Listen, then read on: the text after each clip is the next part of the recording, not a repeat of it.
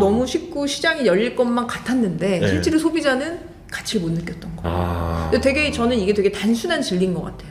내가 하고 싶은 걸 하는 게 아니라 고객이 원하는 걸 해야 된다는 지극히 단순한 원리인데, 그래서 결국 그 지금 뭐 덤플링 이렇게 썼던 것들을 이제 만두라고 MANDU라고 쓸 정도로 카테고리를 좀 만들어주지 않았나.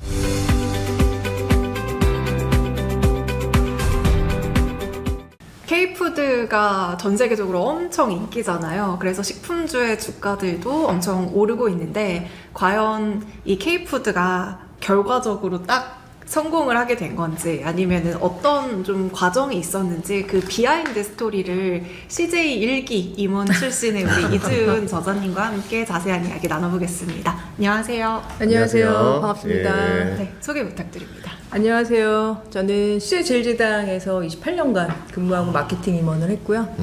현재는 F&B 기업의 컨설팅을 하고 있습니다. 최근 팔리는 기획, 살아남는 브랜드라는 책을 출간한 저자이기도 합니다. 반갑습니다. 고맙습니다. 책을 빨간색으로 한 이유가 다 있는 거죠? 식감이 좀 들지 않나요? 고추장 색깔? 설마? 아니면 이렇게 보시면 약간 크리스마스 선물? 디자인 너무 신선했어요. 네, 감사합니다. 예. 공채 일기 출신이면 몇 년도에 이제 아니 CJ가 제가 CJ 제일 되게 오래돼 있거든요, 회사가. 부끄럽네요. 여기서 다 이렇게 공개되니까 90년대 중반 정도 하시면 될 것 같습니다.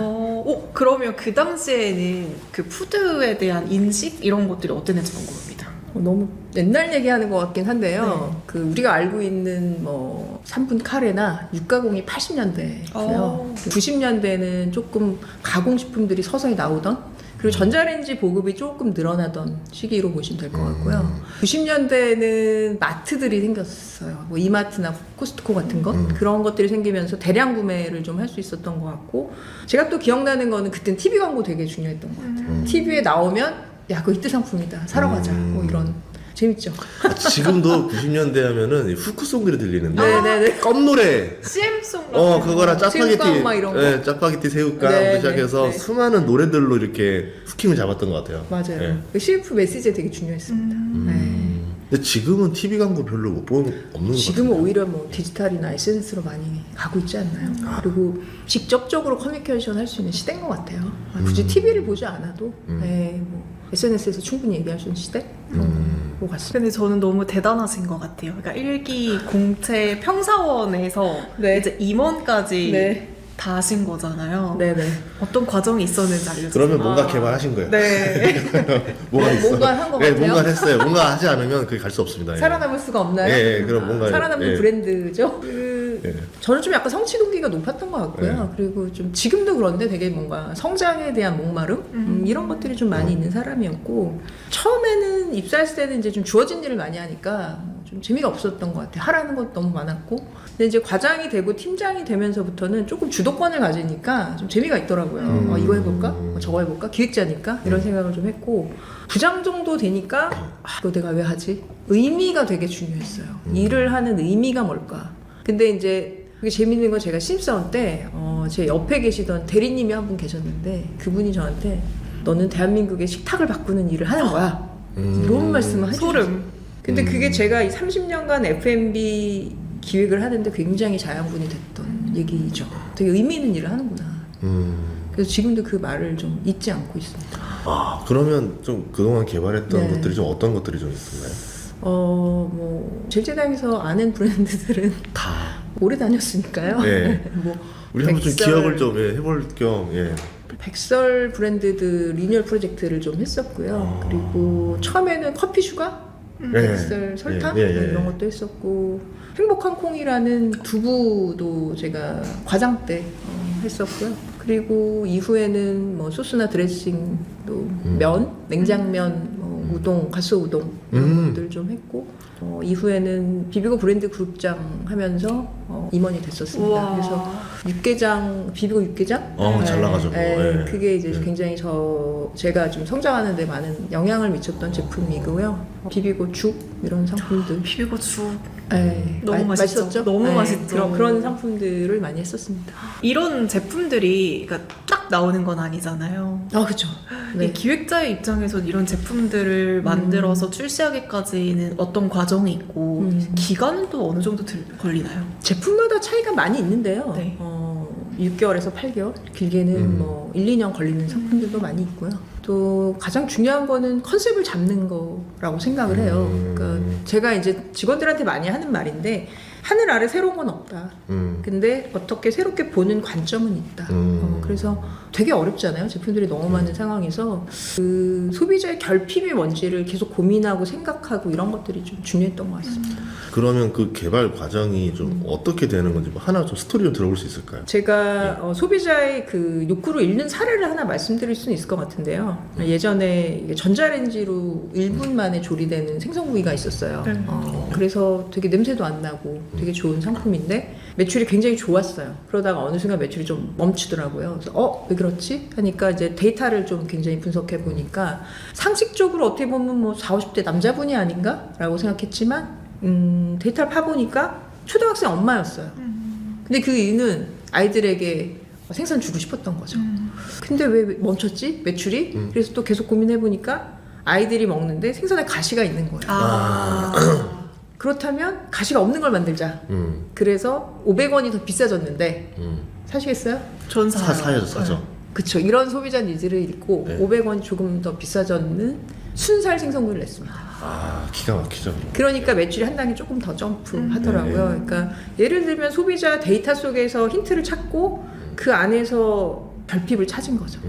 이게 저는 어떤 상품 기획의 굉장히 중요한 핵심이라고 생각합니다. 그 상품 할 때 음식을 먹어보잖아요. 네. 많이 먹게 되나요? 많이 먹죠. 질릴 때까지. 예를 들어 나 다시는 만두 안 먹어 이럴 때까지. 당연히. 진짜로. 네. 저는 한동안 제가 이제 레토르트 카레짜장 담당이었는데 네. 그거 하고 나서 한 1년간 안 먹었던 거예요. 정말 많이 먹는 거예요. 네, 안 먹었던 것 같고 네. 몸매가 제일 좋았을 때는 두부 브랜드 매니저 할 때 두부만 먹으니까. 혈색도 좋고 살도 좀 빠지고. 아니 그러면 두부만 먹어야 되잖아요. 그렇죠. 건강하잖아요. 다른 거를 먹을 시간이 없잖아요. 이거 먹느라 배부르고 이러니까. 네, 좋잖아요. 와. 네, 좋잖아요. 면 먹으면서 좀 살이 찌고. 네. 근데 그랬던 것 같습니다. 저는 궁금한 게 이제 맛을 최종적으로 이 네. 제품을 하겠다라고 땅땅 결정을 할 거잖아요. 근데 사람마다 다 입맛이 다른데 아, 그럼 그러네. 그 최종 결정은 네. 누가 하는 거예요? 소비자 조사를 많이 하고요. 소비자 조사. 네, 뭐 패널도 있고 음. 또 맛을 검증할 수 있는 프로세스들이 많이 있습니다. 그러니까 그 간을 맞춘다던가 이것도 사람마다 다른데 이게 딱 그 최적의 제일 선호되는 값으로 맞춘다는 거죠. 그렇죠. 간도. 그러니까 맛도 점수가 나오죠. 단맛, 짠맛.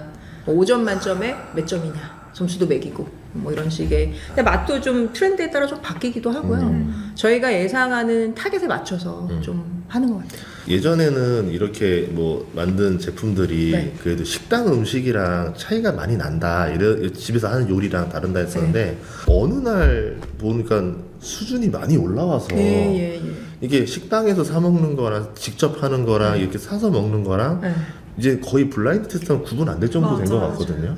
그렇게 된 어떤 계기가 있어요. 기술이 일단 저는 굉장히 발달했다고 생각하고요. 뭐 보시면 아까 말씀드렸지만 80년대에 그 전자레인지용 상품하고 지금 상품 다르지 않아요. 그리고 또 하나는 에어프라이. 그러니까 조리 기구가 혁신되면서 맛에 대해서 경험도 퀄리티도 되게 좋아지는 것. 그러니까 식품의 기술도 좋아졌고 조리 기구도 좋아졌고 이런 시대적 상황이 맞지 않았나 저는 이렇게 생각합니다. 그렇게 되면서 이게 이제 미국으로 건너거나 해외로 건너가도 네. 이 사람들 입장에서 한국에서 먹었던 그 맛이야. 그쵸. 이걸 느끼게 해주잖아요. 네. 그리고 뭐 많이 바빠졌고 네. 그리고 개식이라고 하는데 개인 식사로 바뀌는 게 저는 또 되게 중요한 트렌드인 것 같아요. 예전에는 왜 곰탕 하나 끓여놓고 엄마가 여행 가면 가족이 다 그걸 일주일 동안 곰탕을 먹어야 된다는 얘기가 있었잖아요. 네.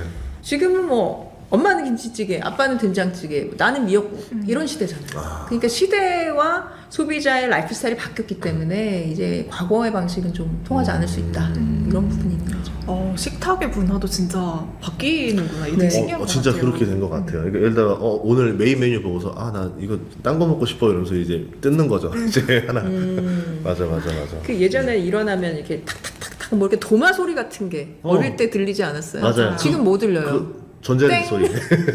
땡 이런 거 들리잖아요. 벌써 우리 삶 속에서 많은 사운드도 다른 거. 네, 그렇죠. 그거 외국 가니까 그거 있던데요. 비비고 매장이 있던데요. 매장 있죠. 음식점 있던데 비비고 네, 네. 먹을 수 있게. 홍콩 가니까 있더라고요. 네. 레스토랑하고 네. 상품 브랜드가 같이 좀 쓰고 있기 때문에 한식을 좀 체계적으로 알리는 브랜드라고 볼 수 있죠. 그렇게 할 수 있구나. 네. 개발한 것 중에서 제일 힘들었던 메뉴가 뭐였었어요? 실패 사례는 하나가 있는데 하나가 아니죠. 여러 개가 있는데 책에는 여러 개를 적어놨습니다. 조금 기억나는 거는 카레짜장 제가 브랜드 매니저일 때 이제 사업이 좀 잘 되니까 조금 으쓱해가지고 김치볶음밥 소스를 한번 만들어보자. 괜찮은데요? 네. 안 팔렸습니다. 김치볶음밥 될 것 소스? 같잖아요. 김치가 없다. 이게 너무 쉬운 거예요. 아. 내가 집에 있는 김치에 기름 좀 넣어가지고 송송송 썰면 되는데 이걸 왜 사 먹지? 아. 그래서 저는 만드는 거 너무 쉽고 시장이 열릴 것만 같았는데 네. 실제로 소비자는 가치를 못 느꼈던 거예요. 아. 근데 되게 저는 이게 되게 단순한 진리인 것 같아요.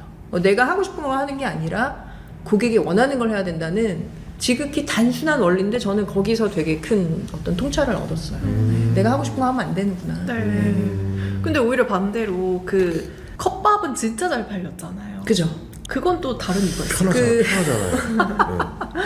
컵바는 그 노량진 공시생들 용 상품이었죠. 네. 컵밥으로 이미 존재했죠. 예. 시장이 존재하고 있었고요. 저도 가서 많이 봤거든요. 굉장히 오랫동안 뭘 먹는지도 봤는데 이분들이 단백질 섭취를 원했던 것 같아요. 그래서 제육이나 스팸 마요나 이런 고기에다가 마요 소스처럼 좀 자극적인 소스가 들어가니까 한 끼가 되게 즐거운 맞아요. 거잖아요. 아, 가치를 좀 부여하고 그런 맛있는 상품 만드니까 되는구나. 그걸 느꼈고 또 머리를 많이 쓰고 공부하셔야 되니까 단백질이 들어있는 걸 굉장히 좋아하셨고 그리고 혼밥 트렌드랑 딱 붙었어요. 그러면서 가정식 전문 1인 식당이라는 광고를 했는데 이 1인 식당이라는 컨셉을 굉장히 앞서서 한 거죠. 지금은 다 1인이 되었잖아요. 예. 당시에는 혼밥이 되게 좀 빠른 트렌드였습니다. 시대를 잘 만난 거죠. 예. 어, 그리고 이제 하시는 일 중에 전 대단한 게 이게 국내의 사람들 입맛과 미국 사람들이나 외국 사람 입맛이 다른데 네. 이게 이제 해외로 지금 우리나라 식품종 해외로 진출한단 말이죠. 네. 그러면 그 사람들 현지 입맛에 맞춰서 또 그렇죠. 가야 될 거 아니에요. 그렇죠. 그러면 그것도 먹혔잖아요. 그렇죠. 어떻게 한 거예요? 뭐 만두가 이제 좋은 예인 것 같은데요. 그 미국 같으면은 치킨이나 실란트로, 고수 이런 것들을 넣어서 중국 만두랑 다르게 포지셔닝 하고요. 중국 사람들이 좋아하는 중국 쪽에서는 옥수수나 배추 같은 걸 넣어서 원재료 좀 차별화를 합니다. 그러니까 얇은 피라는 속성 같은데 그 만두 안에 있는 구성물을 그 나라 사람들이 좋아하는 걸 선택함으로 인해서 동일한 플랫폼 안에서도 다른 맛을 내는 거죠. 그래서 결국 그 지금 뭐 덤플링 이렇게 썼던 것들을 이제 만두라고 MANDU라고 쓸 정도로 카테고리를 좀 만들어주지 않았나. 그 사람들이 좋아하는 익숙한 맛을 넣어줘야 된다. 그러니까 딤섬이나 뭐 라비올리나 이미 많이 먹고 있잖아요. 예. 이미 유사하게 먹고 있는 것에 한국적 소재를 집어넣는 방식. 여기서 식문화 안에 자연스럽게 녹아 들어갈 수 있는 기회가 생기는 거죠. 전혀 안 먹던 메뉴를 들고 가서 갑자기 했을 때는 좀 난이도가 있지 않을까. 우리나라 K푸드가 워낙에 세계적으로 인기를 끌고 있지만 네. 몇 년 전까지만 하더라도 김치라는 그 키워드가 너무 강렬하잖아요, 네, 사실. 네, 네. 그래서 그냥 한국 음식 하면은 뭔가 젓갈 막 이런 인식이 외국인들 입장에서 되게 강했을 것 같거든요. 네. 그러니까 이런 이미지를 좀 지워내는 것도 필요했을 것 같은데. 지금은 김치를 좋아하는데요, 굉장히. 예. 좋아하죠. 좋아하죠. 예. 근데 저는 시간이 흐르면서 선호하는 메뉴도 바뀐 것이 아닌가. 그러니까 예를 들면 익숙한 메뉴로 만두로 자리를 잡고, 그 다음에 한식에 대해서 좀 익숙해졌고, 그 다음에 불닭 같은 매운맛이 나오면서 매운맛을 이해하게 됐고, 지금은 발효나 비건 이런 쪽으로 좀 더 건강하게 가면서 자연스럽게 하나하나 더 한국적인 것으로 오고 있지 않은가 이런 생각을 좀 해봅니다. 김치도 좀 바뀌었어요. 좀 트렌드가. 예전에는 좀 뭐였든 더 청량해지고 더 맛있어지고 상쾌한 약간 느낌이 나더라고 옛날처럼. 네네네. 애들이 좀 싫어하는 게 젓갈향. 젓갈향을 그런 좀 거죠. 빼고 많이 뺐죠. 예, 조금 더 약간 단맛도 조금 나고 우리가 말하는 그 깊은 젓갈이 잔뜩 묵은지 들어있는 같은. 묵은지 같은 이제 이런 거에서 조금은 맛을 조금 젊은 타겟에 맞는 쪽으로 변화했고 그런 것이 잘 먹히고 있는 거죠. 그리고 이제 샐러드 집을 좀 다녔는데 거기에 김치 시즈닝을 얹어가지고 하는 메뉴가 확실하게 자리를 잡고 있어서 이제 김치라는 소재를 좀 받아들이고 있구나 이런 생각을 좀 했습니다. 그리고 단순히 음식만 만드는 것도 있죠. 이게 브랜딩이라는 차원에서 예전에 보면 컨텐츠라도 같이 갔었잖아요. 그렇죠. 그러면 K푸드가 해외로 이제 좀 알리게 된 첫 계기가 뭐였었을까요? 컨텐츠적으로 보면 사실 CJ에서는 K콘이 있었기 때문에 그룹적으로 있었기 때문에 콘서트나 이런 행사 뒤에서 수많은 사람들이 만두를 구웠습니다. 제가 얘기 많이 하는데요. 아 진짜요? 비비고는 그냥 한 사람이 만든 게 아니고요. 네. 그 K콘 뭐 그다음에 PGA 골프, 그다음에 LA 레이커스라는 농구 이런 스포츠 마케팅 속에서 또 최근에 굉장히 자연스럽게 들어가고 있는데 그런 콘서트장에서도 우리 많은 직원들은 뒤에서 열심히 만두를 구웠어요. 그리고 지금도 아마 제 생각에 후배들이 굽고 있을 거라고 생각을 이렇게 합니다. 부스를 만들어서 이렇게 네, 하나씩 다 네. 나오는 그러니까 뭐 골프 같으면 갤러리 분들한테 예. 이제 판만두 형태로 만두를 튀겨서 이제 빨간 소스를 얹어서 이렇게 시식 갤러리들에게 드리고 또 콘서트에 오시면은 뭐 히스패닉이나 많은 분들이 오시잖아요. 예. 거기에 있는 관객들한테 또 시식을 하고 그러니까 음식을 사실 많이 이렇게 시식하는 경험이 우리도 되게 익숙해지고 그 제품을 좋아하게 되잖아요. 네. 그런 수많은 노력을 10년 이상 꾸준히 해왔습니다. 그리고 또 원래 또 그룹 차원에서 원래 그 엔터에도 강하잖아요. 네, 거기가. 그렇죠. 영화도 만들고 네, 네. 뭐 하고 그때 네. 난타 공연도 하고 막 네. 이러면서 네. 이 문화랑 음식을 같이 가야 된다.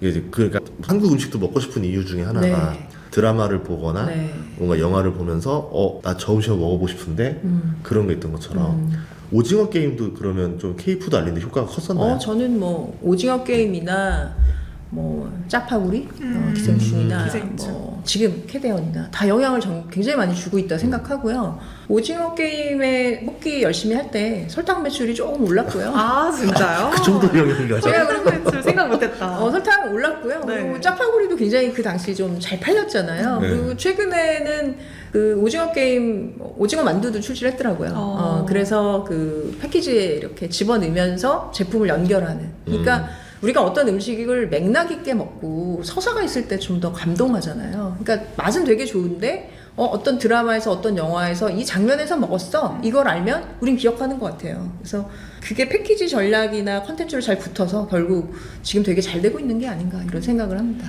그럼 이게 기획자 입장에서는 식품을 기획하는 것과 그냥 뭐 일반적으로 뭐 이런 화장품 뭐 이런 것들을 기획하는 것과의 좀 차이가 있을까요? 제가 생각하는 거는 이제 그런 말이 있잖아요.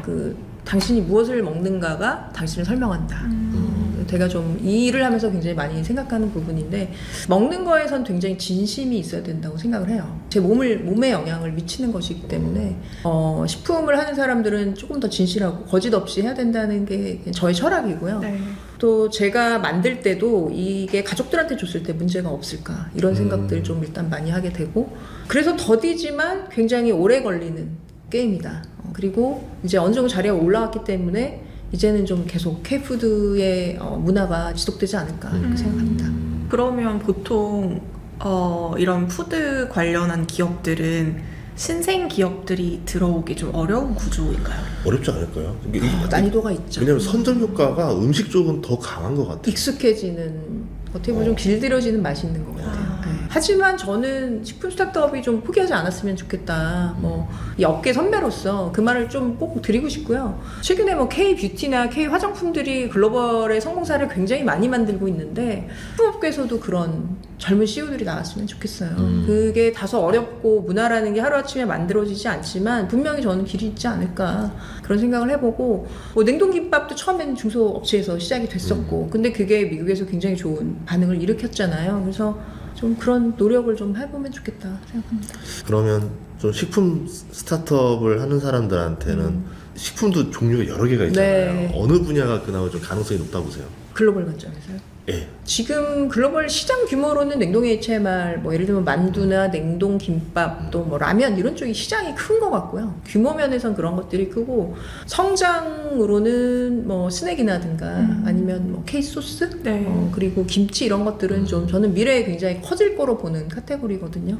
그래서 두 가지 카테고리 공이 저는 기회가 있다고 보고 네. 좀 그런 것에 대해서 좀 비전을 가지고 좀 꾸준히 해보면 되지 않을까 생각을 합니다. 만들기가 난이도가 왜냐면 소스류 하면 이제 보통 이제 김치 소스류 하면은 이제 뭐 대기업이 할 수 있는 일 이렇게 네. 많이 네. 애초에 좀 분리를 해놓는 것 네. 같은데 실제로 아닌가요? 아니 해볼 중소 만한가요? 업체들이 굉장히 많이 하고 있고요. 아. 떡볶이 베이커리 같은 경우도 중소업체들 중에 잘하는 업체가 굉장히 많이 있습니다. 네, 우리가 잘 몰라서 그렇지. 그쵸. 네.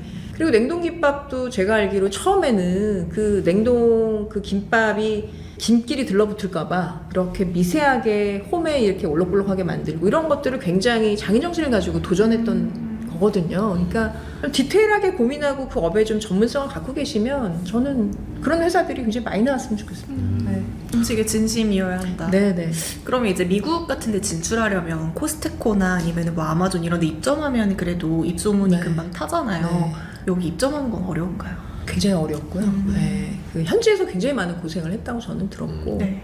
그때와 지금은 저는 또 다른 것 같아요. 그 코스트코 담당자가 한국에서 잘하는지 못하는지를 본다고 해요. 그러니까 한국 코스트코도 굉장히 영향력이 있기 때문에 한국에서 잘 팔리는 상품을 해외로 갈 수 있다. 그러니까 한국에서 1등을 못하면서 해외 가는 게 사실 좀 어려울 수도 있고 또 반대로 한국에서 1등을 하지 않아도 해외 갈 수도 있는데요. 세계는 연결돼 있다라는 관점에서 네. 저는 좀 생각해보는 게 맞지 않을까라고 생각합니다. 미국인들이 되게 잘 먹고 있는 이제 한국 저 음식들 어떤 게 있나요? 제가 아까 말씀드렸던 어떤 냉동 김밥, 김밥, 네, 지금 잘 된다고 하고 그 다음에 뭐 매운 라면들, 라면들. 라면. 그리고 만두는 뭐 미국에서 1등을 하고 있고 예. 비비고의 경우는 그런 상품들이 좀 잘 받아들여지고 또 그런 맛들, 건강한 이미지 이런 것들, 스파이시한 매운맛, 건강한 이미지 이런 것들 좋아하는 것 같습니다. 네. 그래서 저는 얘기했던 게 이게 예전에는 지금 K푸드가 이제 요새 미국이나 이런 데 얼마나 수출을 하냐에 따라서 주가가 왔다 갔다 하는데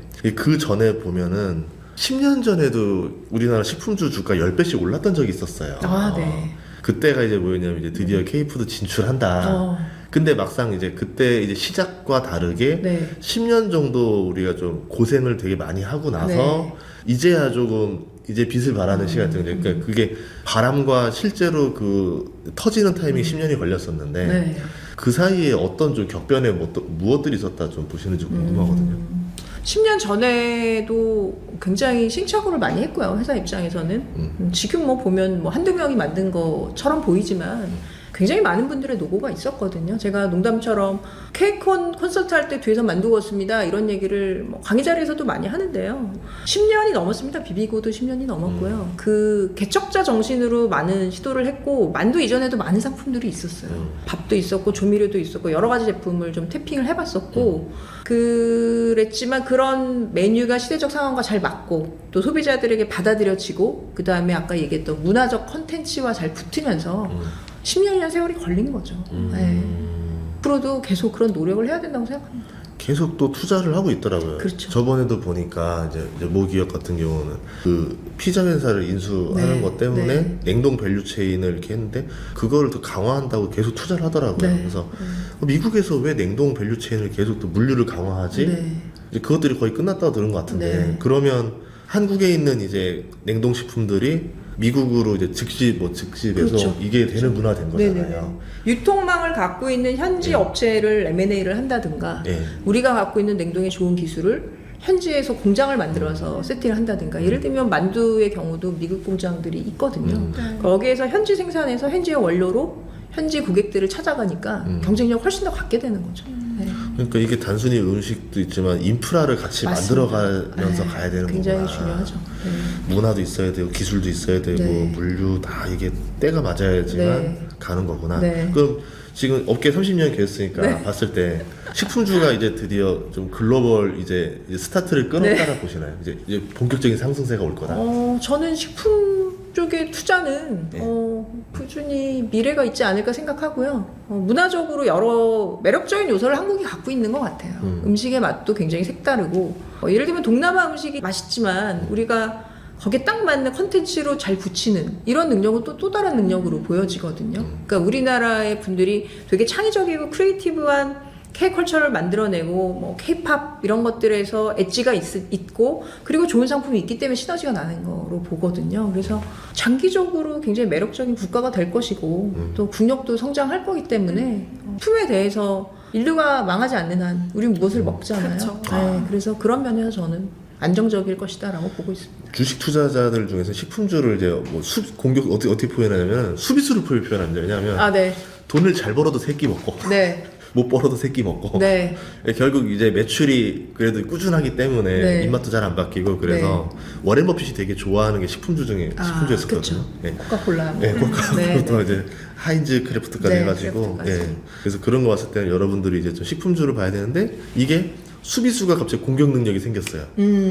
갑자기 해외에서 뻗어나가기 시작했어요. 멀티플레이어 하시는. 예, 수비수면서 공격수가 되니까 이제 좀 더 각광을 받지 않을까. 네. 왜냐면 지금 그 2년 동안 화장품 회사들이 미국에서 되게 인기를 얻으면서 네. 되게 좋았잖아요. 네. 근데 식품도 지금 만만치 않게 인기를 얻어가고 있는데 대중의 관심이 지금 좀 덜한 상태가 아닌가. 네. 그래서 좀 그 소식을 좀 듣고 싶었던 겁니다. 네. 저는 그 최근에 제일 이해 안 갔던 것 중에 하나였는데 오셨으니까 여쭤볼 수 있는 게 깐부치킨 깐부치킨. 사건. 그러니까 젠스랑이 온 것까지 이해를 했어요. 네.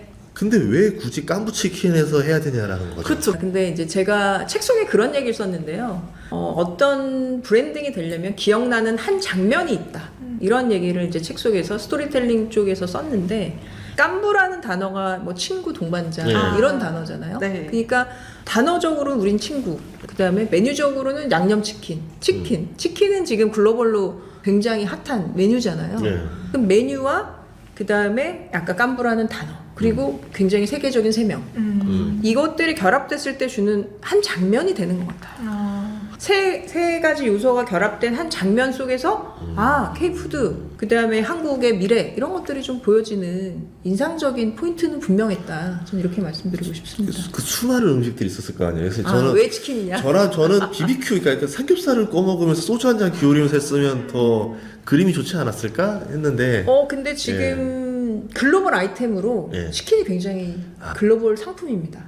우리는 양념치킨 많이 먹으니까 이게 글로벌인가 할 텐데 아까 뭐 만두처럼 예. 치킨 시장이 굉장히 커진다고 제가 알고 있고요. 그리고 많은 프랜차이즈들이 해외 진출하거든요. 그래서 그런 면에서도 저는 아이템도 좋다고 생각합니다. 그러니까 외국은 양념치킨이라는 개념이 없었다면서요. 메뉴가 좀 다르죠. 네. 우리처럼 이렇게 겉바속촉 네. 이런 건 우리만의 어떤 매력적 포인트지 않을까요? KFC가 거의 주도하던 시절에서 그쵸. 네.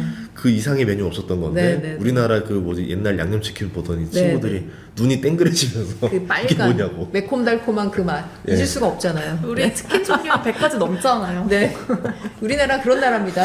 네, 피자도 그냥 안 먹어. 맞아. 자꾸 뭘 해야 돼 여기. 저 최근에 묵은지 피자 먹은 적 있어요. 토핑도 뭘 자꾸 바꿔야 되고, 네, 개발자들이 아이디어 많이 내야 됩니다. 네, 소재가 뜨면 그 소재를 접목하는 것들도 아이디어이기 때문에. 네. 그래서 제가 이제 팔리는 기획이라는 단어를 써서 책을 썼던 이유는 기획에도 차별화 포인트와 명확하게 소비자 마음을 읽는 능력이 있어야 된다. 지금 쭉 얘기하고 있는 것처럼 네. 팔릴 수 있는 기획이 사실 되게 앞서서 돼야 된다. 그래서 좋은 결과가 나오는 것이다라고 저는 생각합니다. 이게 팔리는 기획이라는 거면은 식품 말고도 정말 모든 상품에서 그렇죠. 다 적용되는 그렇죠. 거잖아요. 네. 이 서비스도 브랜딩인데. 마찬가지고 요즘 이런 유튜브 컨텐츠도 사실 팔리는 기획이죠. 일종의 좋은 그쵸. 기획을 하셔야 되는 거죠. 볼 수 있는 것들만 만들 적용, 그렇죠. 조회수 나오는 것들만. 네, 예, 그런 맞아요. 게 결국은 기획력의 핵심입니다. 어떤 비즈니스를 하시더라도 앞단에서 어떤 기획을 했느냐가 저는 절반의 중요함을 가져가고 그 이후에 이제 마케팅, 브랜딩 이런 것들을 하는 것이기 때문에 앞에 기획자가 굉장히 저는 중요하다고 생각합니다. 근데 이게 푸드가 되게 유행을 많이 타는 이제 카테고리이기도 하잖아요. 네, 네. 한창 뭐 네. 흑당이 유행했을 때는 막 흑당 관련한 네. 디저트들 엄청 나오고 뭐 와사비 유행할 때는 막 와사비 그렇죠. 관련한 거 네, 나오고 네. 그러면 그렇게 이제 매번 공장의 라인업들을 바꿔야 되는 건데 네. 이게 막 비용이나 이런 것들은 상관없는 건가요? 그러니까 제가 책에서 포트폴리오 전략이라는 얘기를 했는데요. 네. 기본적으로 매출과 수익을 내는 상품이 있고 그 다음에 시대에 맞게 좀 신규 사업으로 들어가는 사업도 있고 돈은 별로 안 되지만 명분상 꼭 중요한 아이템도 있을 수 있죠. 그러니까 브랜드의 구조를 만든다는 것은 제품 하나의 성공을 말하는 게 아니라 그 브랜드 안에 다양한 포트폴리오를 가지고 비즈니스를 한다. 이런 맥락으로 좀 이해하시면 쉬우실 것 같습니다. 네. 그러면 좀 이 브랜드를 어쨌든 뭔가 기획하거나 지금 사업 준비하시는 분들 많이 보고 네. 있으니까 이분들에게 좀 팔리는 기획이란 무엇인지 좀 들어볼 수 있을까요? 저는 팔리는 기획은요, 그 1%의 디테일이라고 생각해요. 아까 말씀드렸던 냉동김밥이 평범하지만 김이 붙을까봐 그 틀을 오돌도돌하게 했다는 것. 그 다음에 매운 라면이 비슷한 것 같지만 그 스프의 한 끗 차이. 그리고 만약에 떡볶이가 해외에서 성공하는데 뭐 떡볶이 구멍을 뚫어서 소스가 더 잘 배인다. 되게 쉬울 것 같지만 굉장히 어렵거든요. 그런 디테일한 1%의 차이를 고객의 관점에서 계속 고민하고 결핍을 찾고 찾아낸다면 이태리 장인들 한 땀 한 땀 같은 그런 제품들이 나오지 않을까? 그래서 저는 K푸드도 성공의 뒤에는 그런 1%의 팔리는 기획을 만드는 디테일 이런 것들이 녹아 있어야 된다 생각합니다. 그리고 그런 이야기들을 책 속에서 많이 소개하고 있습니다. 그럼 앞으로 우리 K푸드가 지금도 너무 잘하고 있지만 조금 더 뭐 미국을 넘어서 더 많이 뻗어가기 위해서는 어떤 부분들을 좀 더 중점적으로 생각하면 좋을까요? 지금 말씀드렸던 기획력도 굉장히 중요한 것 같고요. 네. 또 문화적인 코드? 문화적 코드도 사실 굉장히 시너지를 내주고 있는 것 같아요. CJ 제품들이 좀 잘 됐던 이유는 그룹 안에 다양한 인프라가 있었기 때문에 였다고 생각을 하고요. 그러나 지금은 그 환경이 뭐 1인 미디어 시대로 지금 바뀌고 있잖아요. 그러니까 1인 미디어나 SNS 누구나 할 수 있는 시대이기 때문에 저는 개인이더라도 솔로 프리너라도 본인이 자기 아이템에 대해서 확신이 있다면 본질적인 얘기를 스토리텔링으로 풀어내고 시대의 흐름에 맞는 상품을 기획할 수 있다면 굉장히 좋은 기회가 우리한테 열린다. 그래서 음식은 같이 먹어서 그런 것 같아요. 화장품은 혼자 바르고 지금 방금 제가 떠오른 생각인데요. 같이 먹었던 순간 분위기 이런 것들이 음식 굉장히 중요하잖아요. 맞아요. 추억 같은 게 있고 그래서 스토리텔링이 훨씬 더 중요하게 느껴지네요. 지금 고민을 해봤습니다. 화장품의 스토리가 잘 기억나세요? 아니요. 그렇죠. 네. 음식은 따뜻하고 뭔가 이렇게 사람 사이의 관계 그래서 우리가 식구라는 단어를 쓰잖아요. 네. 한솥밥 이런 단어들 밥심 그래서 이런 진정성 있는 카테고리라서 굉장히 매력적이라고 생각합니다. 네. 되게 식품이라는 카테고리가 되게 매력적인 것 같아요. 그리고 우리나라 국민들이 분노하는 거 보면은 이 먹는 거로 장난쳤을 때 엄청나게 분노합니다. 예민하죠. 맞아요. 네. 예민하죠. 특히 더. 네. 네, 맞습니다. 그리고 굉장히 진심이신 분들이 많고요. 또 소상공인 분들, 또 식당 하시는 점주분들도 저는 굉장히 용기를 갖고 하셨으면 좋겠어요. 굉장히 의미 있는 일을 하신다고 생각했으면 좋겠습니다. K푸드가 가지고 있는 핵심 무기는 뭐라고 보시는지 좀 정의를 해주시면 좋겠습니다. 전 무기를 아까 기획력이라고 설명을 드렸고요. 네. 그 섬세함과 디테일, 디테일. 그리고 음식에 있어서는 진심 같은 것 같아요. 진심, 우리도 누군가 진심으로 원하면 음식을 만들고 그 안에 굉장히 따뜻한 정이 있잖아요. 그래서 예전에 제가 광고한 것 중에 잘 먹겠습니다라는 광고를 한 적이 있는데요.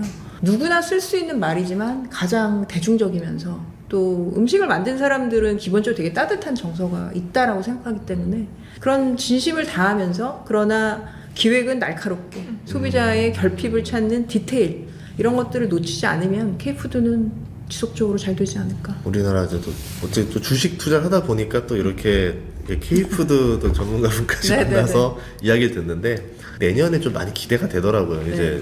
이제 뭔가 좀 각광을 받기 직전인 것 같아서 우리가 네.